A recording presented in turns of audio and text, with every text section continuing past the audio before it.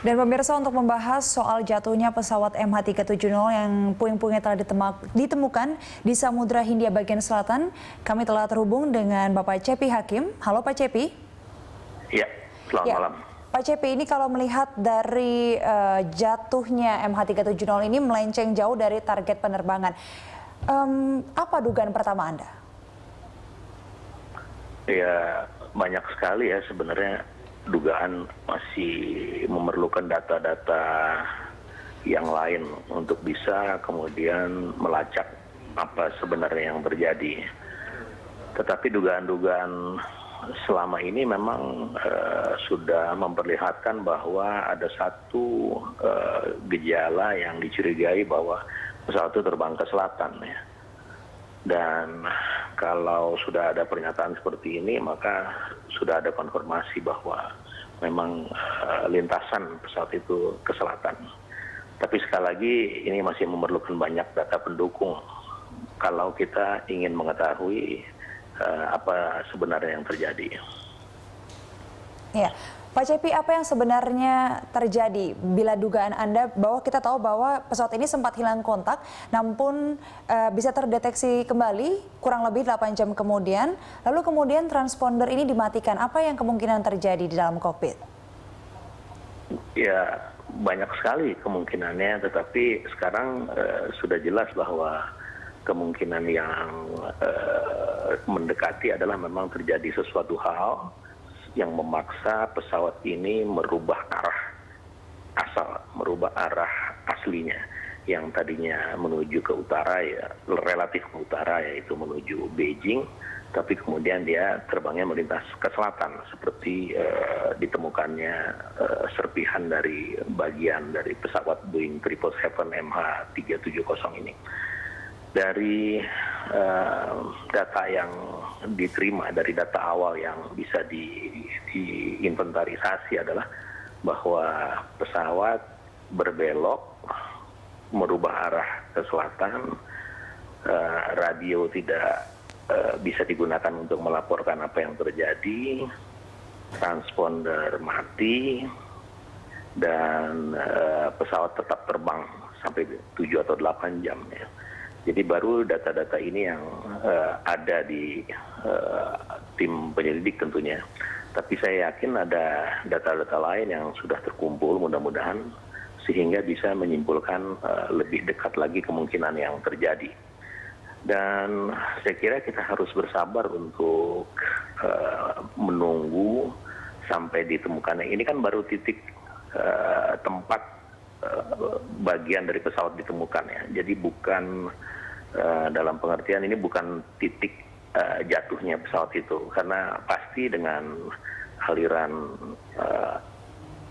angin, aliran air di Samudra Hindia itu tentu sudah menggeser tempat lokasi pertama dia jatuh tentunya. Maksud saya adalah dengan ditemukannya point of impact nantinya, maka harapan besar kita bisa menemukan black box. Mungkin black box itulah yang bisa bercerita mengenai apa sebenarnya yang terjadi di pesawat MH370 ini. Ya Pak Cepi, dengan melihat pesawat komersial Malaysia Airlines ini, apakah mungkin melewati sebuah negara tanpa pengetahuan negara itu begitu? Ada dua macam di sini ya. Ada radar sipil dan ada radar yang sering disebut dengan radar militer, yang sebetulnya itu air defense radar ya. Nah, untuk radar sipil memang agak sulit untuk bisa mendetek karena transpondernya tidak hidup. Radar air defense atau radar pertahanan udara memang bekerja untuk mencari sasaran-sasaran yang dicurigai atau untuk security dari airspace satu negara. Tetapi mereka punya prosedur tersendiri dalam hal yang seperti ini. Yang pasti bahwa informasi yang dipublikasikan oleh air defense radar atau data-data yang dimiliki oleh air defense radar itu bukan bahan publikasi ya, sehingga tidak mungkin itu dipublikasikan karena menyangkut yang disebut sebagai performance specification ya. Jadi nggak mungkin setiap negara itu terbuka dalam hal ini. Tapi demi kemanusiaan, untuk tugas-tugas seperti ini, mereka saling bertukar informasi. Tapi sekali lagi, saya yakin pertukaran informasi itu pasti dilakukan secara tertutup. Karena sekali lagi menyangkut spesifikasi sistem pertahanan satu negara.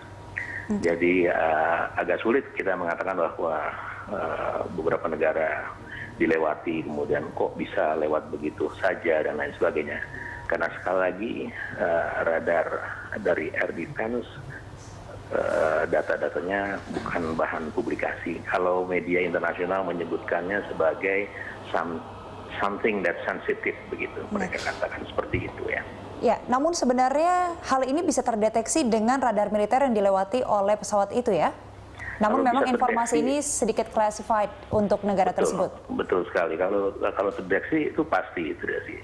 Tapi sekali lagi itu bukan bahan publikasi ya. Itu sekali lagi media internasional menyebutkannya sebagai something that sensitive gitu. Oke, baik. Pak Cepi, apakah Anda setuju dengan statement yang memang ada yang mengambil alih dengan sengaja rute penerbangan dari pesawat ini? Itu salah satu dari kemungkinan yang bisa disimpulkan untuk sementara ini. Tapi sekali lagi masih memerlukan pembuktian ya, masih memerlukan data yang mendukung bahwa memang benar ada orang yang mengambil alih. Karena bisa juga terjadi misalnya kerusakan dari flight management system yang memaksa pesawat seperti itu misalnya ya. Dari berbagai macam kemungkinan, maka salah satu kemungkinan diambil alih itu juga merupakan salah satu dari sekian banyak list dari kemungkinan yang mungkin terjadi. Ya baik, terima kasih Pak Cepi Hakim telah berbagi informasi dengan kami, dan kami juga akan sama-sama menunggu informasi lebih detail yang besok akan diadakan konferensi pers oleh Perdana Menteri Malaysia.